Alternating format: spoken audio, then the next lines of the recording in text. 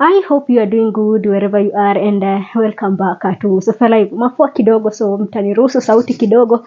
Leo it is not but we have to do this. Now, Kapseret Member of Parliament Oscar Sudi, for the I don't know how many times he is saying this. So Sudi is saying that in case kura za Ruto hazitajaa, lazima watajaza. So listen to this. William Ruto atapita asubuhi. Na wao naambia watu hiyo kura tutajaza. Ama namna gani?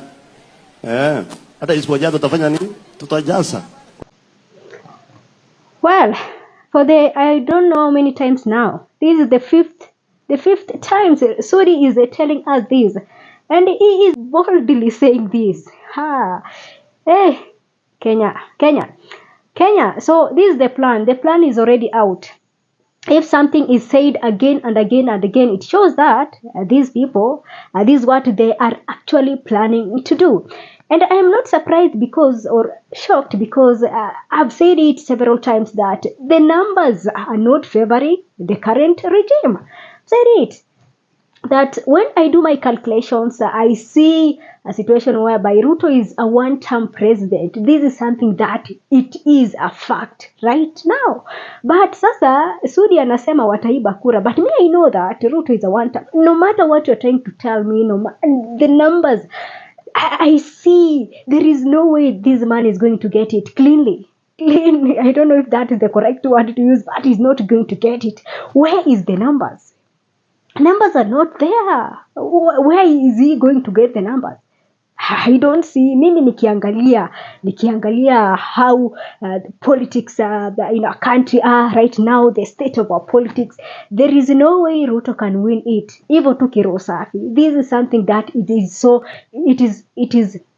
open, it is a fact. And that's why unaona Sudi wanajaribu kutu prepare psychologically that you must know that Ruto must serve for 2 terms. So it is, I don't know. These politicians have made us have made this country to be theirs, but we are telling them that Kenya is bigger than them. Kenya is bigger than these politicians. I know they are trying as much as they can.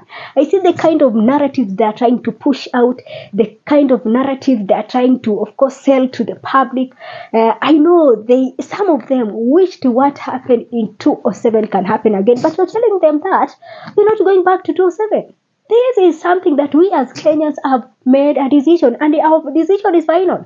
We are not fighting one another because of the politicians. It is either politicians who move out, because 50 plus million Kenyans cannot suffer because of how many politicians do we have, because of accountable individuals. That is not going to happen. As Kenyans, we are saying that as much as we are going to the ballot, another thing that we'll be doing is, apart from protecting voters, of course, votes, another thing is we will be protecting this country. Nobody is going to ban this country. Politicians, we are warning you. I know that you are stealing as much as possible so that you can buy houses outside this country. We are, of course, we're getting reports that majority of you have houses in Dubai and in America. We know that this is what you are doing. Others in South Africa, we know that you are so ready. You're so ready, but you're telling you that we are not going to do what we mistakenly did in 2007. It is not going to happen. So Oscar Sudi, you say what you want to say, but we are not going to allow this. Kenyans are saying that they are not going to allow this to happen. We cannot prepare an election for billions of shillings. Billions of shillings are going to be spent on these elections. Imagine billions of shillings only for Sudi to telling us that they are planning to rig these elections. This is unacceptable. This is like making a fool of us. Like, Kenyans are so fools. How can we spend billions of shillings for an election that is not going to be free, fair, and credible? It doesn't make sense.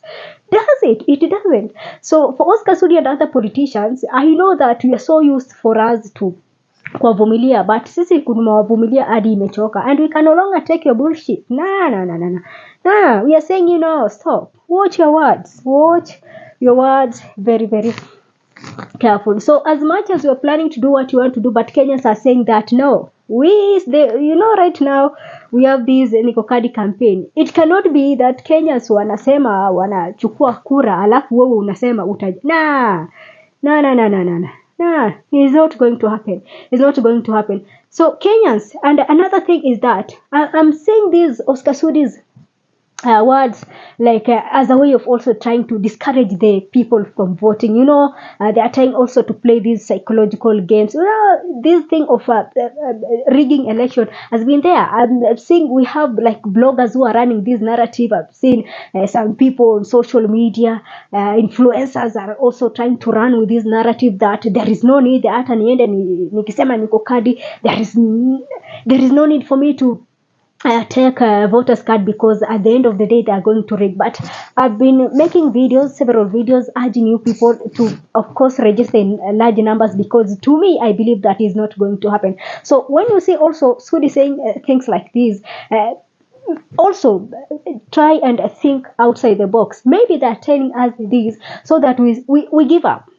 We know they're so terrified by the fact that Kenyans are saying that they are massively registering for the 2027 election. This thing is terrifying them, and they are so not so happy about it. So they will also be trying to come up with this, of course, the thing of rigging election and all that. So tusichoke. If you are out there and you are not a registered voter, please do so, because we have to.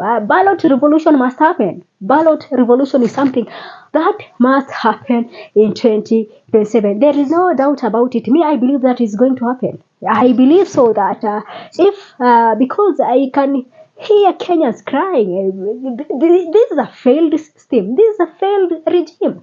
There is no way Ruto can try to convince us that he's done something. So what is that? It doesn't deserve another term. So to me, personally, I feel like these people already, they know that it is over for them.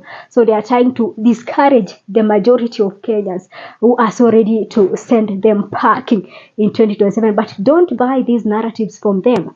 We will protect our votes. This is something that we will do. I know the IBC is trying to come up with you will not have to have phones. No.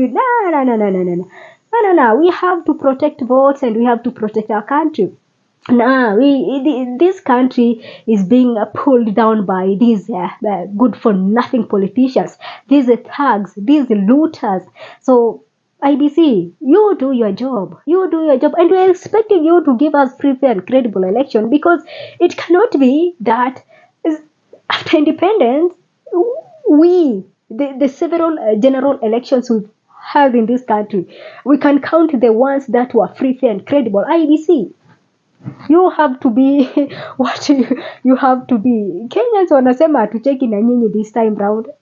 Kenyans wamekataa. So IBC, you also need to check yourself. You will tell us if that independent in your word, in your name, is really active, or you've already sold your soul. Although I also doubt you, but we were going to give you the benefits of doubt, but you have to behave. Politics cannot ban this country. It's something that Kenyans have said no to it. So as much as Sudi anaropokwa, wacha aropokwe, but we know that Kenyans this time round are so active, and Kenyans are watching. And we were warning you saw what happened in our country in 2024 and 2025. Politicians mulikuwa mumetense kiasi, but now that Kenyans wamekuwa so calm and mumeanza tena kuongea. Some of these words by these politicians are so dangerous to this country. But I like the fact that we are active now, and I like the fact that wengi mnajitokeza kujiandikisha kupiga kura. This is something that must happen. I'm a registered voter. I voted in 2022, and I'm going to vote it again in 2027. So in case you're outside there and you're not a registered voter, please do so. I beg you in the name of God, please do so. Ballot revolution must happen, and it is going to happen. Whether Sudi like it or not, it is going to happen. Allow me to end this video here for today. Thanks for watching. This is Sophia Live.